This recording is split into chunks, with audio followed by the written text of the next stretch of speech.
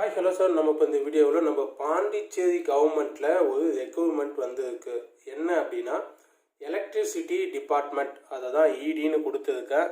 Electricity டிபார்ட்மெண்ட்டில் electrical அந்த அந்த டிபார்ட்மெண்ட்டில் டிகிரி முடித்தவங்களுக்கு ஒரு ரெக்ரூட்மெண்ட் வந்திருக்கு.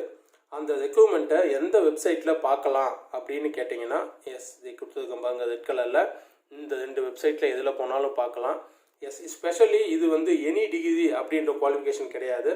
அந்த எலக்ட்ரிசிட்டி டிபார்ட்மெண்ட்டில் எலக்ட்ரிக் இன்ஜினியரிங் படித்தவங்களுக்கு மட்டும்தான் இது பாசிபிள். இந்த போஸ்ட் பேர் ஜேஇ அப்படின்னு சொல்கிறோம், ஜூனியர் என்ஜினியர். பொதுவாக இன்ஜினியர்னு சொல்லுவோம்ல, எலக்ட்ரிக்கல் டிபார்ட்மெண்ட்டில் இன்ஜினியர்னு சொல்லுவோம், அவருக்கு ஜூனியர் என்ஜினியர் தான் அந்த போஸ்ட்டு. ஸ்டார்டிங் சேலரியே 33,000. தற்பொழுதைக்கு என்னென்னா டெம்பரவரியாக தான் எடுக்கிறாங்க, ஆனால் இதை பர்மனன்ட் பண்ணுறதுக்கு நிறைய வாய்ப்பு இருக்குது. ஓகே, இதனுடைய அப்ளிகேஷன் எப்போ ஓப்பன் ஆச்சு அப்படின்னா மார்ச் 28 காலையில் 10 மணிக்கே ஓப்பன் ஆயிடுச்சு. அப்ளை பண்ண ஆரம்பிக்கலாம். ஏப்ரல் 18, 2022 5 மணிக்கு, சாயந்தரம் 5 மணியோட பிஎம் 5 மணியோட முடியுது. ஸோ கண்டிப்பாக இந்த ரெக்ரூட்மெண்ட்டு ஒரு முக்கியமான விஷயம்.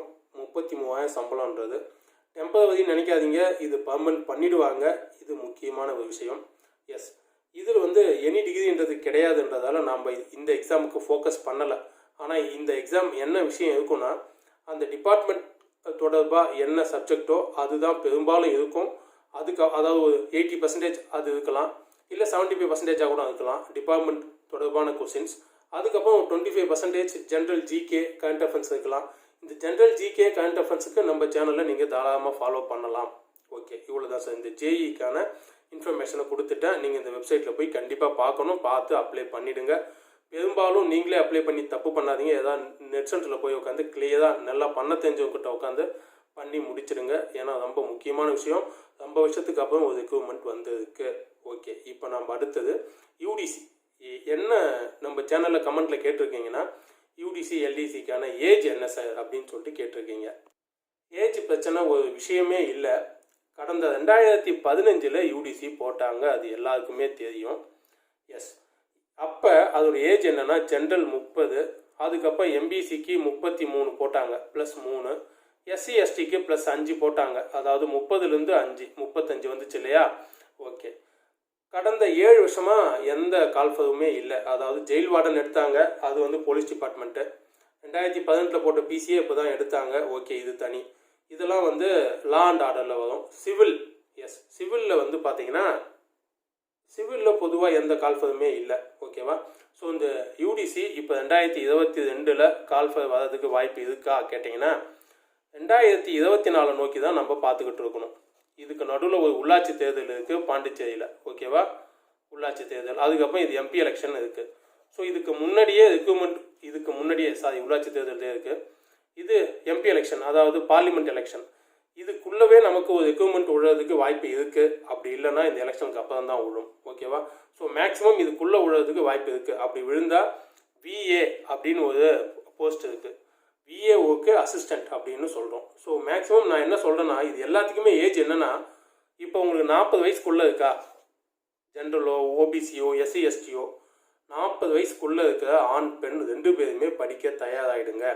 ஏன்னா இந்த 2015 அப்புறம் போஸ்டிங் போடலைன்றது ஒரு பிரச்சனை, அதுக்கப்புறம் கோவிட் வந்து போச்சுன்றது இன்னொரு பிரச்சனை, நிறைய வேலை இல்லைன்றது இன்னொரு பிரச்சனை.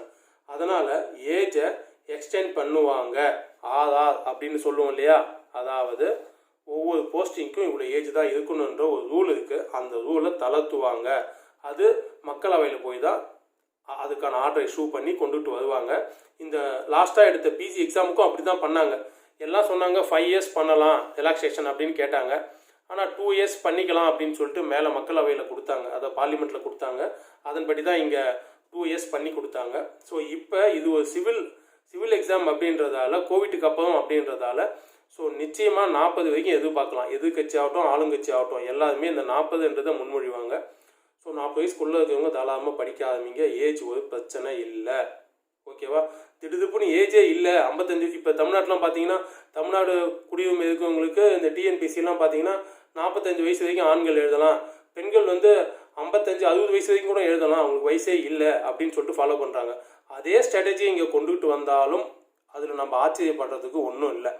ஏஜ் ஒரு பிரச்சனை இல்லை. நீங்கள் படிக்க ஆரம்பிக்கலாம். ஸோ ரெக்ரூட்மெண்ட் கம்மிங் சூன் அப்படின்னு தான் நான் சொல்ல முடியும். ஸோ எப்போ எங்கேன்றது அஃபிஷியலாக டேட் சொல்ல முடியாது. Coming soon, very very soon.